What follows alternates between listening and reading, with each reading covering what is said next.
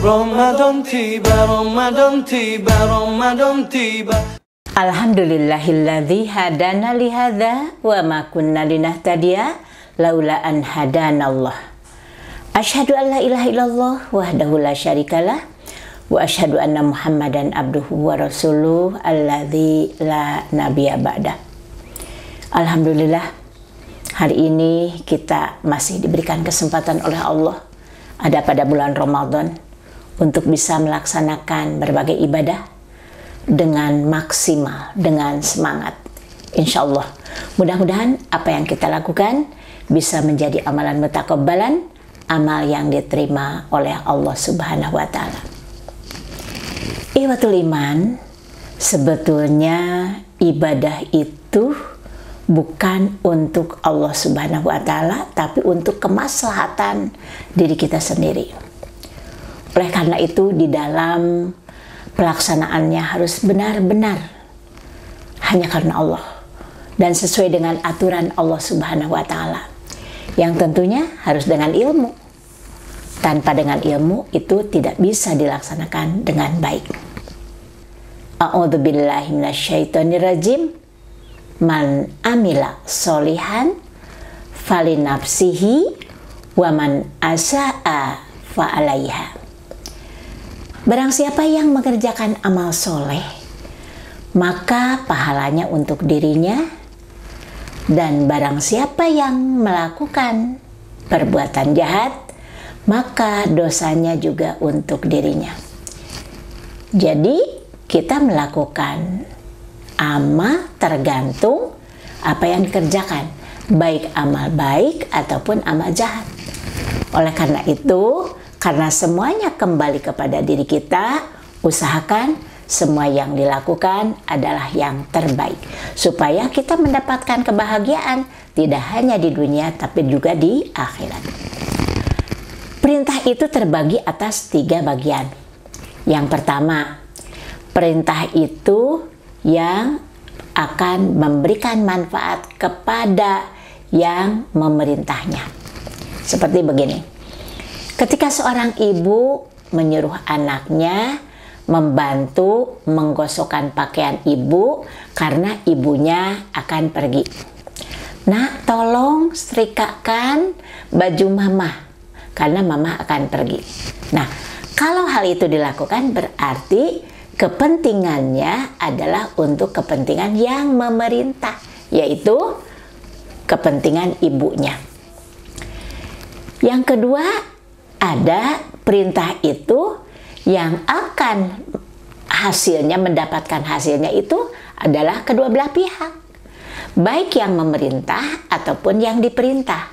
Seperti halnya ketika seseorang memerintahkan seorang tukang, katakan ya, tukang karena untuk membetulkan rumahnya atau mengecat temboknya gitu kan, diperintahkan kepada tukang. Jadi antara yang memerintah dengan yang diperintah itu sama-sama mendapatkan keuntungan ketika itu sudah dilaksanakan. Apa keuntungannya? Yang memerintah berarti ketika sudah selesai bisa rumahnya menjadi bagus karena sudah dicat temboknya, dan bagi yang diperintah mendapatkan keuntungan, yaitu mendapatkan bayaran uang dari yang memerintah. Jadi keuntungan itu bisa kedua belah pihak. Yang ketiga adalah ada perintah yang keuntungannya untuk yang diperintah.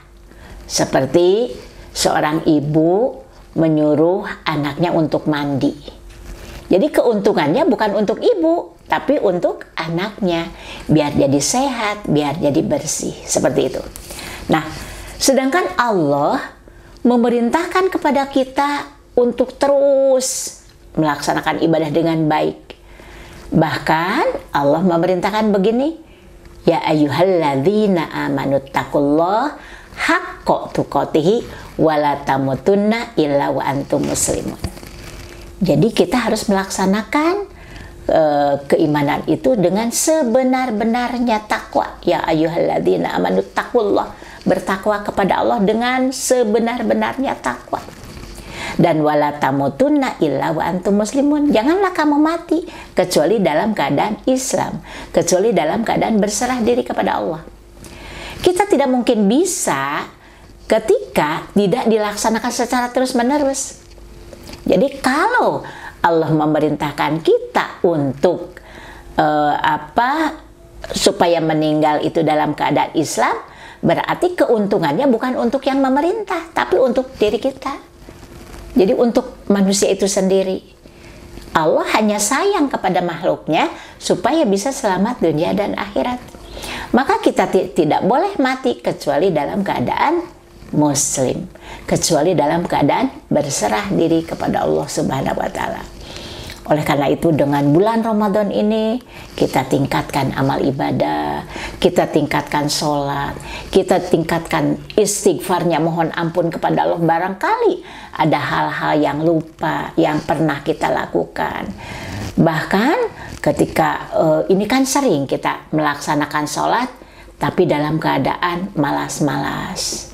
Padahal Allah sudah mengingatkan, paling ketika seseorang melaksanakan sholat dengan malas, rubah, jangan seperti itu ya.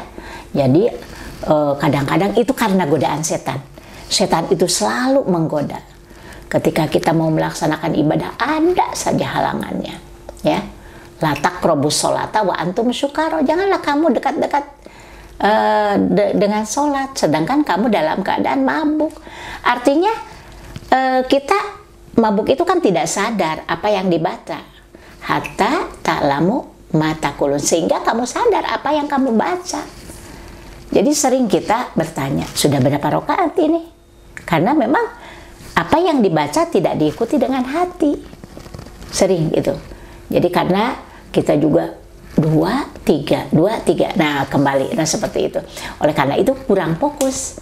Padahal Allah sudah mengingatkan, harus khusyuk, harus ikhlas, harus benar di dalam pelaksanaannya, supaya bisa bermanfaat bagi diri kita sendiri. Begitu sayangnya Allah kepada manusia untuk terus ingat kepada Allah ya. Jadi pada dasarnya Allah mengingatkan begitu bukan untuk Allah sendiri, tapi itu untuk diri kita, pahalanya untuk kebaikan kita, untuk kemaslahatan kita. Oleh karena itu, usahakan terutama pada bulan Ramadan ini disemangatkan, dan tentunya semangat bulan Ramadan ini jangan sampai luntur ketika sudah lewat bulan Ramadan ya. Jadi justru nanti penjabarannya itu pada bulan-bulan ke depan atau 11 bulan ke depan. Mudah-mudahan kita bisa melaksanakan ibadah sebaik mungkin karena pahalanya bukan untuk Allah tapi untuk kita sendiri, untuk kepentingan kita sendiri. Mudah-mudahan bermanfaat. Aqulu qauli hadza wa astaghfirullah li wa lakum. Wassalamualaikum warahmatullahi wabarakatuh.